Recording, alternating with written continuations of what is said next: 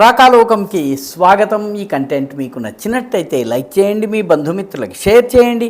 ఇప్పటి వరకు సబ్స్క్రైబ్ చేసుకోకపోతే సబ్స్క్రైబ్ బటన్ని నొక్కండి, అదేవిధంగా బెల్ ఐకాన్ని కూడా తప్పనిసరిగా నొక్కండి. జై హింద్ మిత్రులారా. బ్రిటన్లో మరొక ప్రధానమంత్రి మారబోతున్నారు. ఉన్న ప్రధానమంత్రి కీర్ స్టార్మర్ రాజీనామా చేశారు. మరొక ప్రధానమంత్రి ఎంపిక అయ్యేంత వరకు ఆయన తాత్కాలిక ప్రధానమంత్రి ఉంటారు. బ్రెక్సిట్ తరువాత అంటే యూరోపియన్ యూనియన్ నుంచి బయటకొచ్చిన తరువాత నుంచి బ్రిటన్లో రాజకీయ అస్థిరత ఎంత భయంకరంగా ఉందంటే ఒక్క ప్రధానమంత్రి కూడా 5 సంవత్సరాలు పూర్తి చేసుకోలేదు. కీర్ స్టార్మర్ జూన్ 22న రాజీనామా చేస్తున్నట్టు ప్రకటించారు. ఆయన స్థానంలో పార్టీలోనే ఆయన ప్రత్యర్థి, లేబర్ పార్టీలోనే ఆయన ప్రత్యర్థి అయినటువంటి యాండీ బర్న్హామ్ ప్రధానమంత్రి పదవిని చేపట్టే అవకాశాలు పుష్కలంగా ఉన్నాయి. ఇటీవల జరిగినటువంటి ఒక ఉప ఎన్నికలో మాకర్ఫీల్డ్ అనేటటువంటి చోట 18 జూన్న బై ఎలక్షన్ జరిగింది. అక్కడ ఆయన విజయం సాధించారు. దాంతో ఆయన ఇప్పుడు స్ట్రాంగ్ కంటెండర్గా మారారు. ప్రధానమంత్రి పదవిని ఆయన తీసుకోవచ్చైతే ఆయన కూడా పూర్తి టర్మ్ కంప్లీట్ చేసేటటువంటి సూచనలు కనపడటం లేదు. కీర్ స్టార్మర్ ఎందుకు అర్ధాంతరంగా పదవిని వదులుకోవాల్సి వచ్చింది? దానికి 2 ప్రధాన కారణాలు ఉన్నాయి. ఒకటి, ఆయన పాపులారిటీ గ్రాఫ్ చాలా పడిపోయింది. లేబర్ పార్టీ ఓటర్లలోనే పడిపోయింది. ఘన విజయం సాధించిన లేబర్ పార్టీ పట్ల సర్వసాధారణ ప్రజానీకంలో అవిశ్వాసం పెరుగుతోందని ఇటీవల జరిగినటువంటి బై ఎలక్షన్స్ రుజువు చేశాయి. దాంతో ఆయన పక్కకి తప్పుకున్నారు. అయితే దీనికి ప్రధానమైన కారణం ఏమిటి? అనేక కారణాలు ఉన్నాయి, కానీ అన్నిటికన్నా ముఖ్యమైన కారణం ఏంటంటే ముస్లిం వలసదారుల విషయంలో స్టార్మర్ అనుసరించినటువంటి విధానం పట్ల సర్వసాధారణ బ్రిటిషర్లలో, ఒరిజినల్ బ్రిటిషర్స్ ఎవరైతే ఉన్నారో వాళ్ళలో అసంతృప్తి పెరుగుతోంది. ఎందుకంటే ఇస్లాంలో ఉన్నటువంటి ముస్లిం వలసదారులు చేస్తున్నటువంటి దురాగతాలు కావచ్చు, నేరాలు కావచ్చు, అపరాధాలు కావచ్చు, అసాంఘిక కార్యకలాపాలు కావచ్చు, వీటిని ప్రశ్నించిన వాళ్ళని ఇస్లామోఫోబ్స్ అనడము.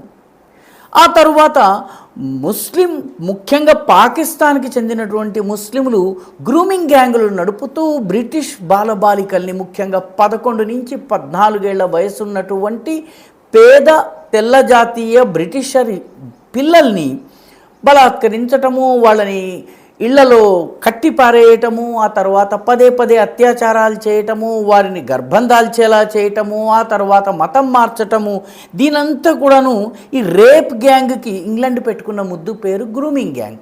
దీనిని స్టార్మర్ సమర్థవంతంగా ఎదుర్కోవడంలో విఫలమవడమే కాక వాస్తవానికి వాటిని సమర్థించినంత పని చేశాడు. అంటే వాటిని విమర్శించడానికి ఆయన ఇష్టపడలేదు.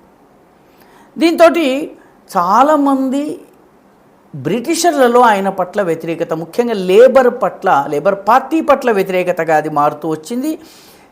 ఇదే విధంగా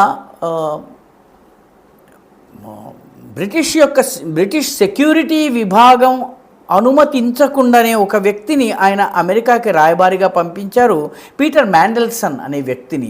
ఆయన చాలా సందేహాస్పదమైన వ్యక్తి, వివాదాస్పదమైన వ్యక్తి.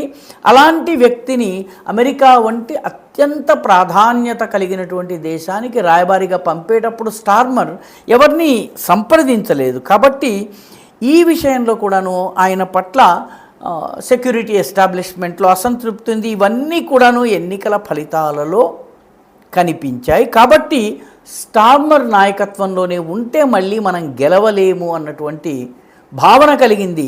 ఆయన పట్ల మద్దతు తగ్గింది, బర్న్హామ్ పట్ల మద్దతు పెరిగింది. పర్యవసానంగా స్టార్మర్ రాజీనామా చేయవలసి వచ్చింది. ముఖ్యంగా స్టార్మర్ పాకిస్తానీ గ్రూమింగ్ గ్యాంగ్ల విషయంలో అనుసరించినటువంటి విధానము చాలా వివాదాస్పదమైంది. ఎవరైతే గ్రూమింగ్ గ్యాంగ్లను విమర్శించారో వాళ్ళందరినీ కూడా ఫార్ రైట్ పీపుల్, అంటే అతివాద దక్షిణపక్ష పార్టీలు అని చెప్పి ఆయన అభివర్ణించారు. ఇది జనవరి 2025లో జరిగింది. ఆ తర్వాత ఎలాన్ మస్క్ కూడాను ఒక సందర్భంలో స్టార్మర్ పాలనని విమర్శించారు. తరువాత నుంచి నెమ్మదిగా పాలెస్టీనియన్ కాజ్ విషయంలో కూడాను, పాలెస్టీనాను సమర్థించే విషయంలో కూడాను సర్వసాధారణ బ్రిటిషర్ల అభిమతానికి విరుద్ధంగా ఆయన వ్యవహరించారు, లేదా తన స్టాండ్ని వాళ్ళకి నచ్చజెప్పడంలో విఫలమయ్యారు.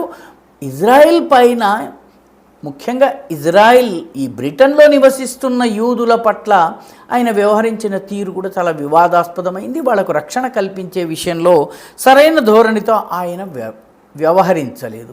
ఇవన్నీ కూడా ఆయన పట్ల వ్యతిరేకతకి కారణమైనాయి. గత 10-12 మంది బ్రిటిష్ ప్రధానమంత్రులు ఇలా వచ్చి అలా వెళ్ళిపోయారు. స్వింగ్ డోర్ లాగా తలుపు ఇలా తోసుకుని వచ్చారు, మళ్ళీ తోసుకుని బయటకు వెళ్ళిపోయారు. వీళ్ళల్లో ఒక్క మన దేశపు మూలానికి చెందినటువంటి రిషి సునాక్ మాత్రమే వాస్తవానికి ఈ గ్రూమింగ్ గ్యాంగ్ల విషయంలో గళమెత్తారు. వాళ్ళని అణిచేటటువంటి విషయంలో దృఢమైనటువంటి కొన్ని నిర్ణయాలు తీసుకున్నారు. మిగతా లేబర్ కావచ్చును, కన్జర్వేటివ్స్ కావచ్చును, వీళ్ళందరి వ్యవహార శైలి ముస్లిం ఓట్ బ్యాంకు కోసము ప్రయత్నం చేయటం, ఇదే వీళ్ళ పరమావధిలా కనిపించింది. అక్కడ కూడాను, యూకేలో కూడాను ముస్లిం ఓట్ బ్యాంక్ కోసము బర్మింగ్హామ్, లెస్టర్, లండన్ ఇటువంటి అనేక ప్రాంతాల్లో, హడర్స్ఫీల్డ్, రోథర్హామ్, రాక్డేల్, ఆక్స్ఫర్డ్, బ్రిస్టల్, పీటర్బరో, న్యూకాజిల్ ఇలాంటి అనేక ప్రాంతాల్లో ఓటు బ్యాంకుల కోసము ప్రధానమంత్రి తరువాత ప్రధానమంత్రి, పార్టీ తరువాత పార్టీ దాసోహం అన్నది ముస్లిం ఓట్ బ్యాంక్కి. దీని పర్యవసానంగా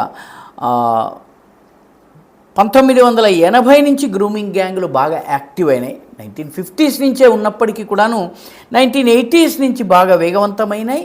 ఈ బ్రెక్సిట్ తరువాత వీళ్ళ ఆగడాలు మితిమీరినాయి. బ్రెక్సిట్కి దీనికి సంబంధం లేదు. బ్రెక్సిట్ తరువాతి అస్థిర రాజకీయాలని వీళ్ళు చాలా ఉపయోగించుకున్నారు. ఉదాహరణకి రోథర్హామ్ పట్టణంలో 2,60,000 జనాభా ఉన్న పట్టణంలో 1,500 మంది అమ్మాయిలు, బ్రిటిష్ అమ్మాయిలు ఈ రేప్ గ్యాంగుల బారిన పడ్డారు, అత్యాచారాలకు గురయ్యారు, కొందరు చనిపోయారు, పలువురు మతం మారారు. అలాగే టెల్ఫోర్డ్లో మొత్తం జనాభా 1,70,000 అయితే అందులో 1,000 మంది బాలికలు ఈ రేప్ గ్యాంగుల బారిన పడ్డారు. కాబట్టి ఇవన్నీ కూడాను ఇటీవల తాజాగా వచ్చినటువంటి రేప్ గ్యాంగ్ ఎంక్వైరీ రిపోర్ట్, ఇది కూడాను దాదాపు 2.5 లక్షల మంది బ్రిటిష్ బాలబాలికలు రేప్కి, అత్యాచారానికి, మత మార్పిడికి, జెహాదీ ఉన్మాదానికి గురయ్యారు. వీటన్నిటి వెనుక పాకిస్తాన్కి చెందినటువంటి గ్రూమింగ్ గ్యాంగ్లు ఉన్నాయని చెప్పి రిపోర్ట్ వచ్చింది. వీటన్నిటిని కాదనే ప్రయత్నం చేశారు కీర్ స్టార్మర్. అందుకే ప్రజలలో ఆయన పట్ల ఆదరణ పోయింది. ప్రజలు చూస్తున్నటువంటి వాస్తవాలు వేరు, ఈ రాజకీయ నాయకులు వాళ్ళకి నచ్చజెప్పడానికి ప్రయత్నిస్తున్నది వేరు కావడంతో ప్రజల్లో వాళ్ళ గ్రాఫ్ పడిపోవడం మొదలైంది. ఇప్పుడు లేబర్ పార్టీకే ఆయన మీద అనుమానం వచ్చింది. అందుకే కీర్ స్టార్మర్ రాజీనామా చేశారు. ఈ వీడియో మీకు నచ్చినట్టయితే లైక్ చేయండి, షేర్ చేయండి, ఈ ఛానల్కి సబ్స్క్రైబ్ చేయండి. మీ అభిప్రాయాన్ని కమెంట్ల రూపంలో తప్పనిసరిగా పంపించండి.